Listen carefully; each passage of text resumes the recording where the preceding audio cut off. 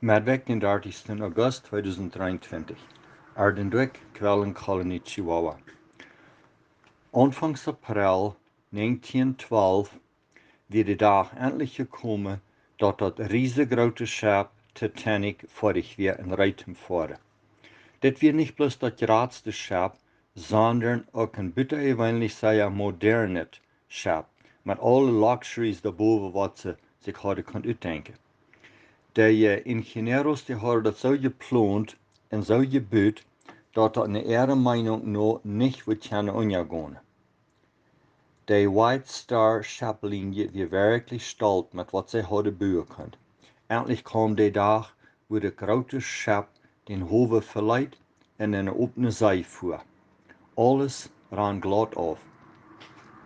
Der Kapitän John Schmidt will das Schiff in so einer kurzen Zeit über den Ozean bringen nach New York, als noch niemals ein Schiff den Ozean überquert hat. Hij hat al viele Jahre Erfahrung mit Schiff, und das war seine letzte Reise, was er machen will, ehe er in den Ruhestand gehen wird, ehe er retiren wird.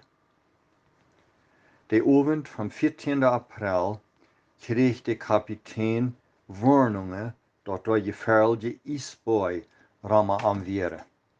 Aber Kapitän Schmidt wie auweilig notzulaten mit seiner Geschwindigkeit, wenn da wird er zu viel Zeit verspielen.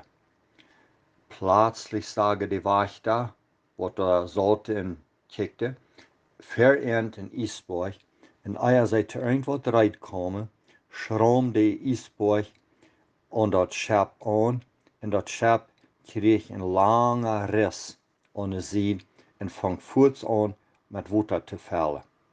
Als die Matrosen die Lage erkannten, versuchten sie kurz die Passagiere auf die Rettungsboote zu bringen.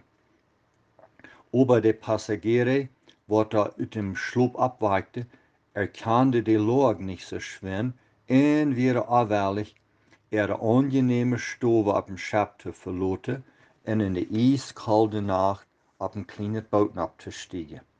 Das Schiff fällt sich so viel sicherer. Aber all die Jahre wonen wellig wieder ihre warme Stube zu verlassen und auf dem Schiff zu steigen, können geraten werden und die wären auweilig gewesen wir, die kommen mit das Schiff taub in das eiskalte Wasser an. Wir können hier eine geistliche Lehre nehmen. Die Welt ist das Titanic-Schiff. Und die Welt ist von Sinn beschädigt worden, die wird eines Tages untergehen. Das Rettungsboot ist Jesus Christus. Die kalte Nacht und die Rettungsboote da rumschwammen auf dem Ozean sind die Verfolgungen und Entbehrungen, die ein Christ in dieser Welt dulden muss. Die warme, angenehme Stube auf dem Schiff, das sind die gute Tiden, die ein Weltmensch in solchen Braus genießt. Die meisten Menschen fühlen sich in der Welt manch eher fleischliches Scheingone sicherer und angenehmer als auf dem schmalen Kreuzesweg. Wenn das vandaag auch so ist, so kommt doch sicher ein Tag, wo bloß der Janja das machen wird, wer auf ein Rettungsboot, auf dem Lifeboot abgestiegen ist. Die Welt, in der so viele Menschen so sicher leben, wird ein Tag untergehen. In das Rettungsboot zu steigen, das meint, die Bekehrung zu erfahren. Und die Bekehrung zu erfahren, meint, unseren sündigen Zustand zu erkennen und zu bereuen und glauben, dass wir allein durch Jesus Christus gerettet sind. Und wer sich bekehrt, der kriegt einen Aufschub von der Sinn und will die Tachlute.